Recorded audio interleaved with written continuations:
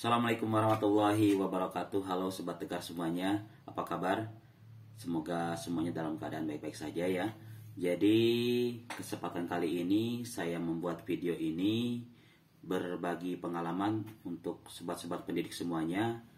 Bagaimana caranya tips agar kita sukses melewati simulasi mengajar, di mana kepada para calon guru penggerak ya, guru penggerak yang sudah lolos seleksi administrasi, pengisian esai dan sebagainya itu akan mengikuti tahap-tahap selanjutnya, yaitu diantaranya yang selanjutnya adalah simulasi mengajar dan setelah itu adalah seleksi wawancara. Nah, Sobat TK semuanya, pada kesempatan kali ini di video ini saya ingin berbagi cerita juga. Semoga pengalaman ini akan membantu Sobat Tekar semuanya menuju ke tahap selanjutnya dengan lancar dan sukses.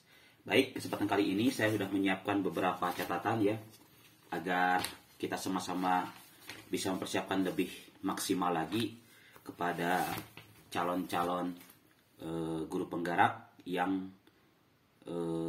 akan mengikuti tahapan-tahapan selanjutnya. Ya, yang pertama yang ingin saya bahas adalah dari ketika untuk persiapan. Tapi sebelumnya saya mengucapkan selamat dulu ya kepada seluruh calon peserta guru penggerak yang sudah lolos di seleksi administrasi, kemudian maju ke tahap selanjutnya. Baik, selanjutnya yang ingin saya bahas adalah tahapan-tahapan di guru penggerak itu memang dari pertama itu adalah rekrutmen. Kemudian setelah itu ada seleksi. Seleksi itu dibagi dalam beberapa tahap ya. Yang pertama adalah pengisian esai dan juga upload dari data kita yang diperlukan oleh admin. Misalnya bukti bahwa kita telah mengajar minimal 5 tahun. Kemudian juga saat ini kalau misalnya untuk PNS mungkin perlu menguploadkan bukti bahwa kita ada SK-nya dan sebagainya itu ya. Terus juga ada surat keterangan dari kepala sekolah bahwa kita diizinkan untuk mengikuti seleksi ini. Nah, ke tahap selanjutnya adalah untuk simulasi mengajar. Ya, baik, pada kesempatan kali ini saya ingin membahas beberapa hal yang perlu disiapkan untuk simulasi mengajar. Kepada seluruh calon peserta guru penggerak yang lolos seleksi administrasi itu pasti nantinya akan diinformasikan lewat SIM PKB masing-masing, dan juga mungkin tiba-tiba akan ada pengumuman juga lewat WA kita, ke WA kita ya. Itu bagaimana kita caranya bisa ikut ke dalam grup ya. Grup yang biasanya dikelompokkan sesuai dengan asal sekolahnya. Misalnya ada di kota mana, itu satu grup dikelompokkan ada grup WA-nya. Nah, itu biasanya nanti terdiri dari calon guru penggerak yang lolos di seleksi tahap pertama. Begitu ya. Ada di situ mungkin nanti ada guru SD, guru PAUD, guru TK, guru SMA, SMK dan sebagainya itu. Baik negeri maupun swasta yang lolos pada seleksi sebelumnya. Begitu ya. Selanjutnya lagi nanti harap diperhatikan untuk persiapannya adalah selalu cek di SIM PKB masing-masing. Karena tiba-tiba ada informasi misalnya kita harus mengupload ulang RPP yang telah kita upload sebelumnya. Begitu ya, pada saat pengisian esai nanti di akhir juga kita diminta untuk menguploadkan RPP kita. Tetapi ternyata pada saat tahap berikutnya akan ada simulasi mengajar, ternyata diminta lagi untuk menguploadkan RPP yang sudah kita upload sebelumnya. Maka dari itu pastikan bahwa RPP-nya itu sama ya, tidak boleh berbeda dengan apa yang sudah kita upload sebelumnya. Maka dari itu, maka saya minta untuk sobat-sobat semuanya yang persiapan ya untuk ke tahap selanjutnya itu, bagi yang calon angkatan ke-9, 10 dan sebagainya itu, dicek lagi RPP yang sudah diuploadkan. Jangan sampai lupa di mana naruhnya, akhirnya kita yang penting misalnya sama saja ya, tapi tidak begitu. Mungkin itu nanti jadi bahan pertimbangan bagi asesor. Gitu ya. Baik, selanjutnya lagi. Oke. Karena nanti akan ada juga semacam webinar gitu ya, ataupun nanti coaching yang dilaksanakan oleh pihak Kementerian Pendidikan, dalam ini Dirjen yang membawahi mengurus mengenai kegiatan guru penggerak ini, juga akan diberikan teknis bagaimana caranya mempersiapkan, mana yang perlu diperhatikan, mana yang tidak boleh dilaksanakan dan sebagainya, itu nanti juga akan disampaikan. Namun demikian, saya juga ingin mengulas sedikit lagi bagaimana agar kita bisa lancar ya untuk ke tahap selanjutnya. Nah, yang perlu diperhatikan adalah karena untuk seleksi simulasi mengajar itu hanya nanti diberikan waktu 10 menit, maka dari itu memang kalau memang sudah dikasih tahu di SIM PKB jadwalnya kapan kita simulasi mengajar, alangkah baiknya memang kita selalu, kalau bisa ini ya, kalau memang waktunya bisa ada kesempatan yang luang gitu, kita melaksanakan simulasi mandiri. Dalam artian kita sudah mengetahui bahwa waktu yang diberikan untuk simulasi mengajar itu hanya 10 menit ya, sehingga kita silakan berlatih sendiri, mandiri ya, tanpa perlu diawasi orang lain. Misalnya kita yang pertama, kita siapkan materinya, RPP-nya sudah siap dengan RPP yang sudah pernah kita upload. Kemudian kita mencoba belajar mengajar sendiri di depan kamera sendiri, kemudian diberikan timer waktu ya, timer waktu yang 10 menit. Bagaimana nanti hasilnya, kemudian kita bisa flashback lagi, kita bisa review lagi, lihat rekaman yang sudah kita buat ketika kita berlatih untuk simulasi mengajar mandiri, begitu ya. Atau bila perlu begini, mungkin kita sudah melaksanakan beberapa kali latihan simulasi mengajar, kemudian barangkali ada di sekolah Bapak Ibu sekalian yang sudah menjadi guru penggerak atau sudah lolos ke tahap seleksi wawancara dan sebagainya itu. Nah, mungkin mereka bisa memberikan informasi bagaimana baiknya, seperti apa yang mereka lakukan ketika simulasi mengajar, begitu ya. Jadi bisa saling mengisi, bisa saling memberikan informasi, bisa saling curhat, begitu ya, sehingga nanti kita tidak terlalu gugup lagi untuk mempersiapkan pada saat simulasi mengajar ini. Terkadang kita kalau di kelas saja ya diberikan waktu, contoh satu pembelajaran itu 1 minggu pertemuan adalah misalnya 2 jam pelajaran. Kadang-kadang kita untuk menyampaikan satu materi saja, dari mulai persiapan, kemudian pembukaan, bagian inti mengajar, kemudian bagian penilaian, nanti di akhir itu kadang-kadang 1-2 jam pembelajaran itu kurang. Bagaimana ini kalau kita diberikan hanya waktu 10 menit? Nah, maka dari itu yang pengalaman saya ya, dan juga saya mendengar dari beberapa tips-tips dari yang lain juga, fokuslah kepada inti pembelajaran dan juga penilaian. Begitu. Bukan berarti tiba-tiba kita langsung mengajar, langsung materi kita hari ini adalah ini, tidak ya. Tetapi tetap prosesnya dilewati. Begitu ya. Yaitu apa? Ada pembukaan dulu, kemudian kita meskan dengan materi sebelumnya, kemudian juga kita masuk mulai ke inti pembelajaran dan juga penilaian. Namun demikian, fokusnya tetap di inti dan penilaian, sehingga kita semuanya bisa menyesuaikan dengan RPP yang sudah kita sampaikan, yang sudah kita upload sebelumnya, sehingga semua urutan-urutan itu terlampaui dengan baik, begitu ya. Oke. Nah, bagaimana kalau misalnya di sekolah Bapak Ibu sekalian belum ada memang yang lolos atau mengikuti guru penggerak ini ya, pembelajaran ini, ataupun misalnya yang sudah pernah ikut seleksi ataupun lolos dan sebagainya, itu belum ada sama sekali. Bagaimana caranya agar kita itu maksimal ketika melaksanakan simulasi mengajar? Nah, mintalah kepada rekan sejawat yang Bapak Ibu anggap memang satu dari segi pedagogik dan sebagainya itu mumpuni ya, sehingga akan ada masukan-masukan yang akan sangat berguna untuk persiapan kita mengajar pada saat simulasi. Nah, sehingga kedepannya masukan-masukan tersebut akan kita ramu ke dalam pemahaman kita bagaimana caranya menyiapkan memanajemen waktunya yang terbatas tetapi bisa maksimal menyampaikan materinya dengan penuh berarti ya, dengan penuh pembahasan yang maksimal. Oke. Lanjutkan ke tahap selanjutnya pada saat pelaksanaan simulasi mengajar. Apa saja yang harus kita siapkan, apa saja yang harus kita maksimalkan gitu ya. Jangan sampai kendala teknis juga menghambat pelaksanaan simulasi mengajar kita. Baik, yang pertama yang harus kita siapkan adalah KTP ya. Ini jangan sampai lupa.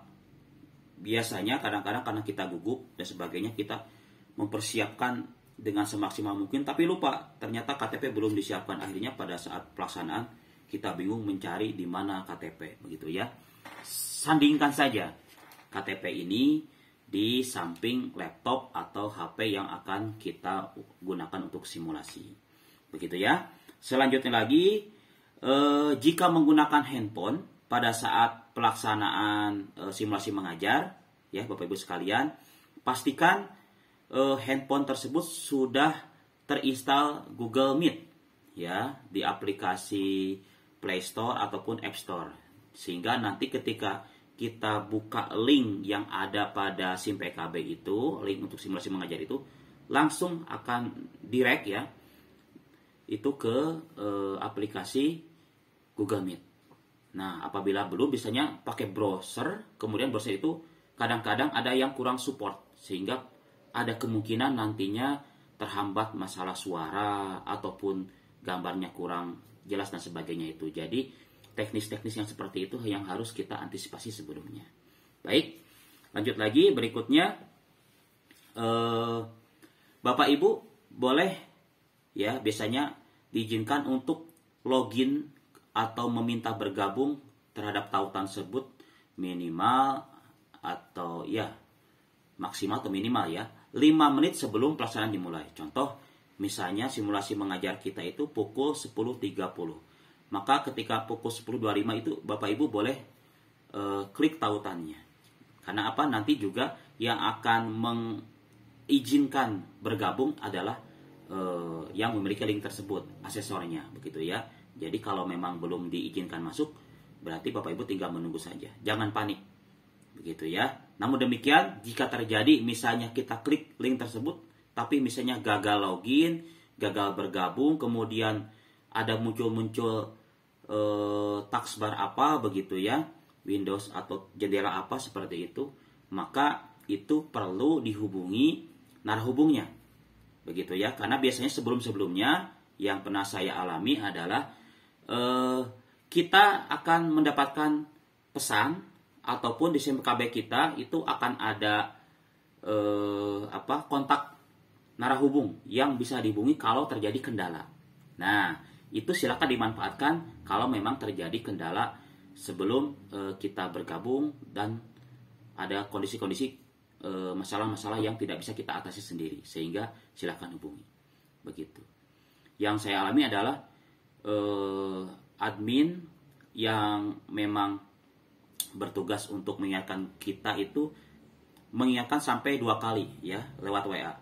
Yang pertama itu biasanya 1 minggu sebelumnya dikasih tahu bahwa jadwal kita untuk simulasi mengajar itu tanggal sekian, sesi keberapa, jam berapa dan sebagainya itu. Kemudian juga H-1 diingatkan lagi. Begitu ya. Namun demikian terjadi beberapa memang tidak mendapatkan WA. Tapi silakan Bapak Ibu rajin-rajinlah, sering-seringlah untuk mengecek SIM PKB masing-masing. Ya, selanjutnya lagi sesuai yang sudah saya siapkan ya di sini yang akan kita sharekan sama-sama. Kemudian siapkan cadangan energi.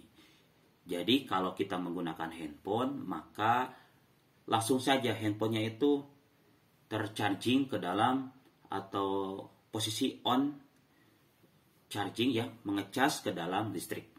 Begitu ya, sehingga dimungkinkan kalau memang handphonenya itu yang cepat mengedrop, akhirnya kita bisa menyimpan daya di handphone tersebut, sehingga pada saat pelaksanaan itu tidak akan terjadi handphonenya mati, begitu ya. Itu akan sangat menghambat dan kita akan terjadi kepanikan dan sebagainya. Itu akhirnya konsentrasi kita pudar sehingga kita tidak akan maksimal, begitu ya. Terus bagaimana kalau kita menggunakan laptop? Nah, kadang-kadang kita sudah berusaha, namun juga kadang-kadang hal yang tidak terduga terjadi. Maka dari itu, kalaupun kita menggunakan laptop gitu ya, jangan dadakan H-5 menit baru kita hidupkan laptopnya. Alangkah baiknya memang setengah jam sebelumnya pastikan bahwa di laptop kita atau komputer kita itu memang sudah dihidupkan, dinyalakan, kemudian pastikan semua berjalan normal. Begitu ya. Kadang-kadang tiba-tiba biasanya normal, tapi tiba-tiba kok sekarang ngehang, nggak bisa diapa-apakan, gitu kan? Itu akan terjadi kepanikan kalau kita menyiapkannya terlalu mepet, gitu ya, sehingga membuat kita itu deg-degan, persiapannya buyar, kemudian pada saat pelaksanaan tiba-tiba kita, aduh, semuanya lupa. Nah, jangan sampai seperti itu, maka harus disiapkan.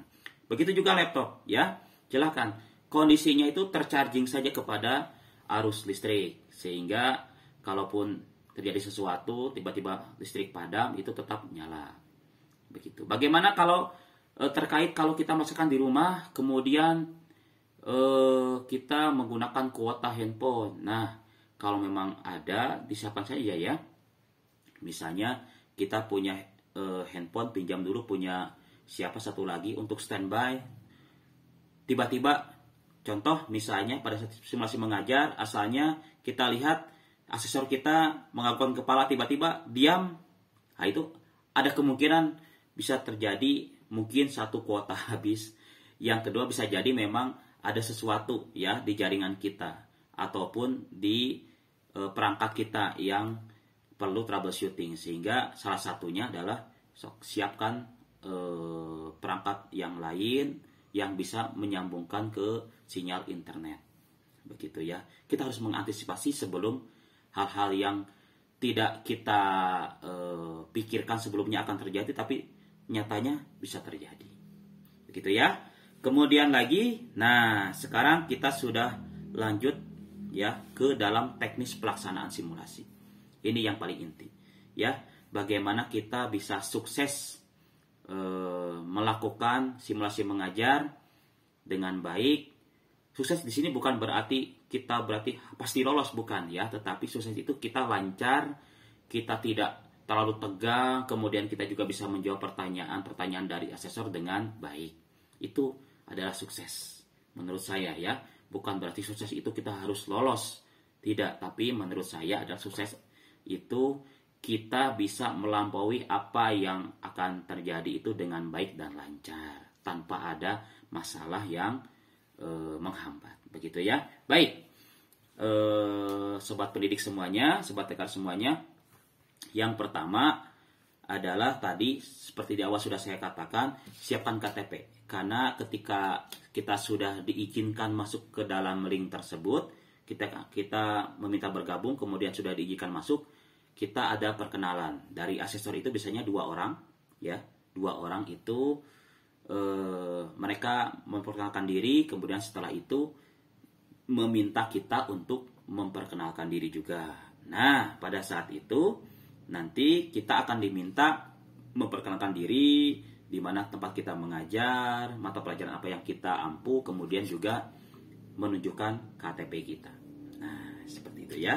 Lalu berikutnya lagi, pada saat simulasi mengajar itu, nanti juga pada saat coaching pasti dijelaskan ya, tapi diingatkan lagi bahwa untuk simulasi mengajar itu tidak diperkenankan untuk share screen. Artinya misalnya kita menggunakan materinya itu berbasis digital, jadi ada di laptop, kemudian kita akan share screen, itu tidak diizinkan ya, kecuali memang mungkin satu mata pelajaran atau 2 mata pelajaran yang memang tidak bisa kalau tidak menggunakan komputer. Ya misalnya apa jurusannya ya, atau mata pelajarannya adalah komputer itu sendiri.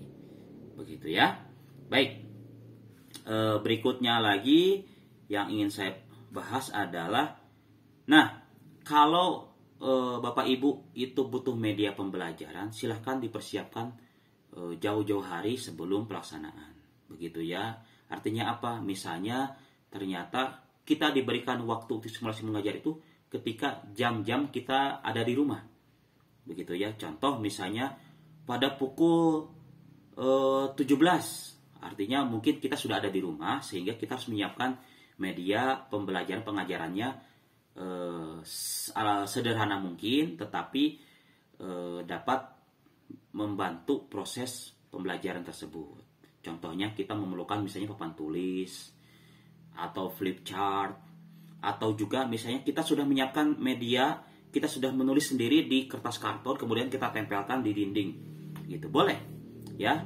Jangan sampai ketika kita akan simulasi mengajar, kita akan menuliskan materi yang banyak sehingga waktu terkuras untuk menulis lebih dari 3 menit atau 4 menit ya. Akhirnya tidak sampai ke proses akhir, ke tahap penutupan atau penilaian pada saat simulasi mengajar, begitu ya. Oke, lanjut lagi. Berikutnya ketika kita sudah mulai mengajar ya, pastikan bahwa prosesnya itu lengkap, dimulai dari ada bagian awal, bagian inti dan penutup. Awal diawali dengan pembukaan dan sebagainya, menyapa siswa seperti itu. Ini dianggap seperti real kita mengajar di kelas ya, meskipun hanya asesor yang melihat kita. Terus lagi sobat tekar semuanya, nanti ketika waktu menunjukkan sudah kira-kira 8 menit ya, itu nanti asesor akan memberikan informasi pada kita bahwa waktu tinggal 2 menit lagi, sehingga kita akan memaksimalkan waktu. Bagaimana caranya? Kalau misalnya belum sampai akhir, penilaian belum selesai, maka itu akan mengingatkan kita bahwa kita harus memanajemen waktu dengan efektif, kemudian kita bisa sampai selesai proses tahapannya ketika kita mengajar di simulasi tersebut ya. Tahapan awal, inti, dan penutupnya itu harus ada. Tapi kita fokuskan saja, jangan lupa di inti dan penutup. Oke, jadi isyarat dari asesor itu akan mengingatkan kita, ya, sehingga kita harus fokus terhadap mengajar. Jangan lupa bahwa ini diibaratkan seperti mengajar di kelas, sapa siswanya, kemudian berikan waktu kepada siswa untuk mengerjakan atau memberikan masukan ke dalam kita. Misalnya kita memberikan contoh materinya adalah apa ya, misalnya PPKN gitu ya, pasal berapa, silakan misalnya contohnya. Ada yang tahu pasal 28 isinya apa? Nah begitu ya, itu contohnya bahwa kita seperti real mengajar di kelas. Oke, ke bagian akhir pada simulasi mengajar.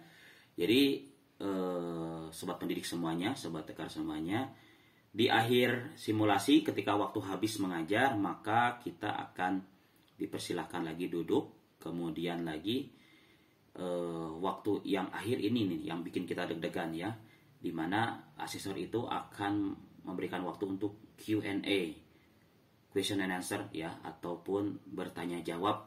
Nah, tanya jawabnya itu ini, yaitu berkisar tentang yang kita simulasikan. Jadi tidak bisa disamaratakan misalnya pasti ini pertanyaannya, pasti itu, tidak. Karena apa? Sesuai dengan yang asesor lihat, bagaimana kita mengajar di depan mereka. Begitu ya. Itu yang akan menjadi pertanyaan.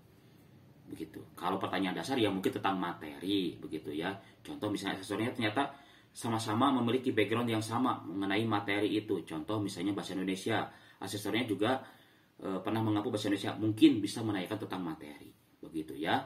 Tetapi biasanya asesor itu akan menanyakan hal-hal yang terjadi, hal-hal yang mereka lihat pada saat simulasi. Boleh jadi mungkin tentang kelebihan kita, kekurangan kita, gitu ya. Apa yang kondisi kendala yang kita hadapi dan sebagainya itu, ya. Jadi tidak bisa digeneralisir bahwa pertanyaan pasti seperti itu, tidak. Tapi kita harus siap sedia menjawab memang sepengetahuan kita dan yang kita rasakan setelah mengajar simulasi tersebut. Oke, kemudian lagi yang terakhir adalah silahkan bahwa Bapak Ibu sekalian untuk mengakhiri ataupun menutup pada saat sesi simulasi itu dengan baik. Artinya apa? Misalnya pihak dari asesor itu bertanyakan, kalau misalnya Anda lolos ke tahap selanjutnya, apa yang akan Anda harapkan dan sebagainya, itu silakan berikan closing yang terbaik yang memang menurut sobat pendidik semuanya itu menjadi bahan-bahan yang kira-kira menjadi pertimbangan agar kita dapat lolos ke tahap selanjutnya. Sepertinya itu yang bisa saya sampaikan, sobat pendidik semuanya. Semoga bermanfaat. Jangan lupa tetap semangat. Ini merupakan proses kita menjadi guru dewasa, menjadi guru yang lebih tangguh, ya. Selamat berjuang. Semoga kita semuanya sukses. Terima kasih. Assalamualaikum warahmatullahi wabarakatuh. Dadah.